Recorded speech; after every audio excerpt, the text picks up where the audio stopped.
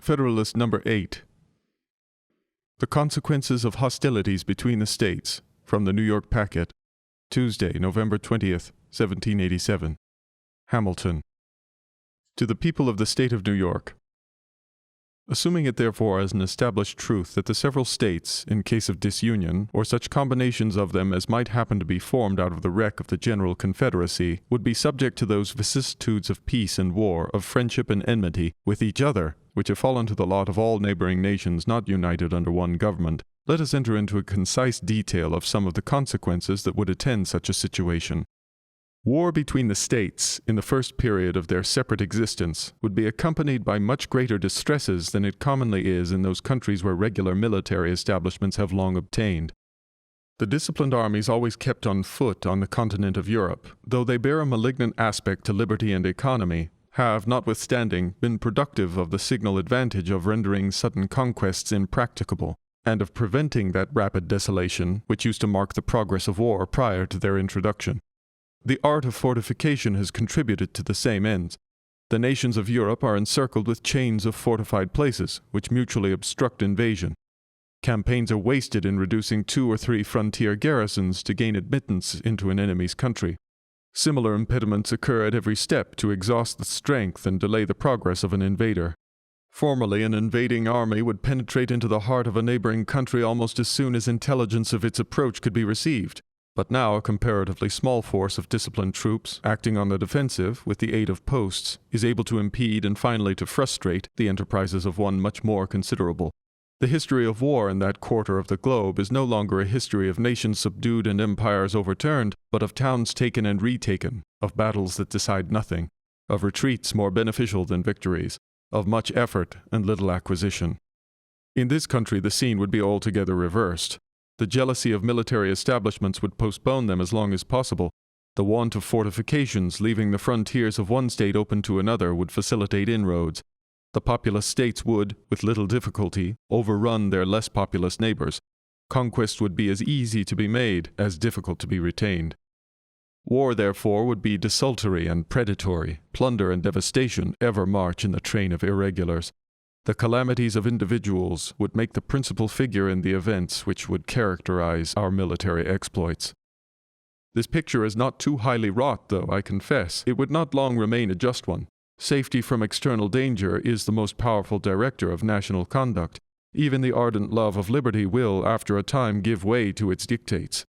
The violent destruction of life and property incident to war, the continual effort and alarm attendant on a state of continual danger, will compel nations the most attached to liberty to resort for repose and security to institutions which have a tendency to destroy their civil and political rights.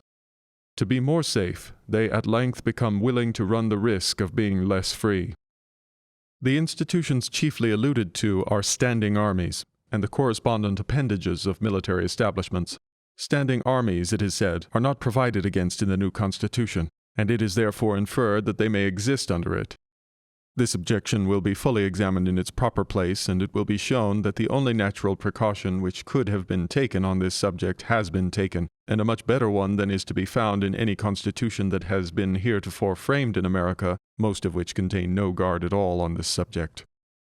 Their existence, however, from the very terms of the proposition, is, at most, problematical and uncertain. But standing armies, it may be replied, must inevitably result from a dissolution of the Confederacy. Frequent war and constant apprehension, which require a state of as constant preparation, will infallibly produce them. The weaker states or confederacies would first have recourse to them, to put themselves upon an equality with their more potent neighbors. They would endeavor to supply the inferiority of population and resources by a more regular and effective system of defense, by disciplined troops, and by fortifications. They would at the same time be necessitated to strengthen the executive arm of government, in doing which their constitutions would acquire a progressive direction toward monarchy. It is of the nature of war to increase the executive at the expense of the legislative authority. The expedients which have been mentioned would soon give the states or confederacies that made use of them a superiority over their neighbors. Small states or states of less natural strength under vigorous governments and with the assistance of disciplined armies have often triumphed over large states or states of greater natural strength, which have been destitute of these advantages. Neither the pride nor the safety of the more important states or confederacies would permit them long to submit to this mortifying and adventitious superiority. They would quickly resort to means similar to those by which it had been effected to reinstate themselves in their lost preeminence. Thus we should, in a little time, see established in every part of this country the same engines of despotism which have been the scourge of the old world. This, at least, would be the natural course of things, and our reasonings will be the more likely to be just in proportion as they are accommodated to this standard. These are not vague inferences drawn from supposed or speculative defects in a constitution, the whole power of which is lodged in the hands of a people or their representatives and delegates, but they are solid conclusions drawn from the natural and necessary progress of human affairs. It may perhaps be asked by way of objection to this, why did not standing armies spring up out of the contentions which so often distracted the ancient republics of Greece? Different answers, equally satisfactory, may be given to this question.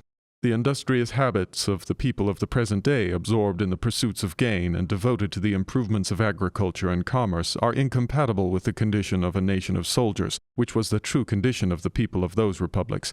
The means of revenue, which have been so greatly multiplied by the increase of gold and silver, and of the arts of industry, and the science of finance, which is the offspring of modern times, concurring with the habits of nations, have produced an entire revolution in the system of war, and have rendered disciplined armies, distinct from the body of the citizens, the inseparable companions of frequent hostility.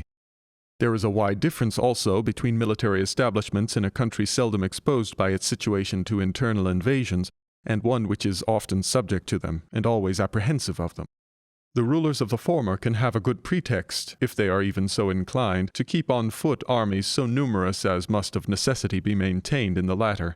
These armies being, in the first case rarely, if at all, called into activity for interior defense, the people are in no danger of being broken to military subordination. The laws are not accustomed to relaxations in favor of military exigencies. The civil state remains in full vigor, neither corrupted nor confounded with the principles or propensities of the other state. The smallness of the army renders the natural strength of the community an overmatch for it, and the citizens, not habituated to look up to the military power for protection, or to submit to its oppressions, neither love nor fear the soldiery. They view them with a spirit of jealous acquiescence in a necessary evil, and stand ready to resist a power which they suppose may be exerted to the prejudice of their rights.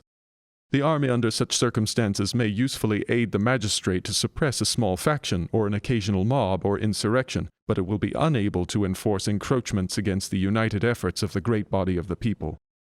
In a country in the predicament last described, the contrary of all this happens. The perpetual menacings of danger oblige the government to be always prepared to repel it. Its enemies must be numerous enough for instant defense. The continual necessity for their services enhances the importance of the soldier and proportionably degrades the condition of the citizen. The military state becomes elevated above the civil. The inhabitants of territories, often the theater of war, are unavoidably subjected to frequent infringements on their rights, which serve to weaken their sense of those rights, and by degrees the people are brought to consider the soldiery not only as their protectors, but as their superiors.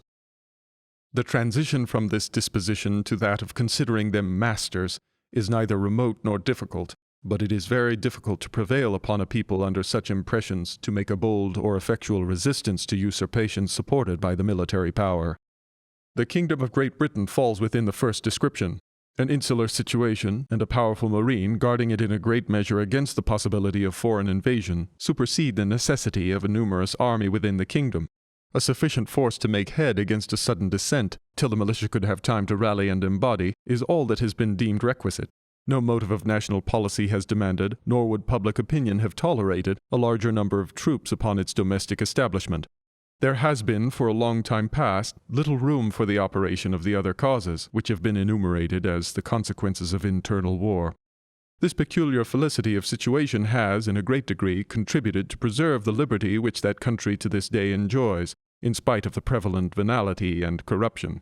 If, on the contrary, Britain had been situated on the continent, and had been compelled, as she would have been by that situation, to make her military establishments at home coextensive with those of the other great powers of Europe, she, like them, would in all probability be, at this day, a victim to the absolute power of a single man. 'Tis possible, though not easy, that the people of that island may be enslaved from other causes, but it cannot be by the prowess of an army so inconsiderable as that which has been usually kept up within the kingdom. If we are wise enough to preserve the Union, we may for ages enjoy an advantage similar to that of an insulated situation. Europe is at a great distance from us. Her colonies in our vicinity will be likely to continue too much disproportioned in strength to be able to give us any dangerous annoyance. Extensive military establishments cannot, in this position, be necessary to our security. But if we should be disunited, and the integral parts should either remain separated, or, which is most probable, should be thrown together into 2 or 3 confederacies, we should be, in a short course of time, in a predicament of the continental powers of Europe. Our liberties would be a prey to the means of defending ourselves against the ambition and jealousy of each other. This is an idea not superficial or futile, but solid and weighty. It deserves the most serious and mature consideration of every prudent and honest man, of whatever party. If such men will make a firm and solemn pause, and meditate dispassionately on the importance of this interesting idea, if they will contemplate it in all its attitudes, and trace it to all its consequences, they will not hesitate to part with trivial objections to a constitution, the rejection of which would, in all probability, put a final period to the Union. The airy phantoms that flit before the distempered imaginations of some of its adversaries would quickly give place to the more substantial forms of dangers, real, certain, and formidable. Publius.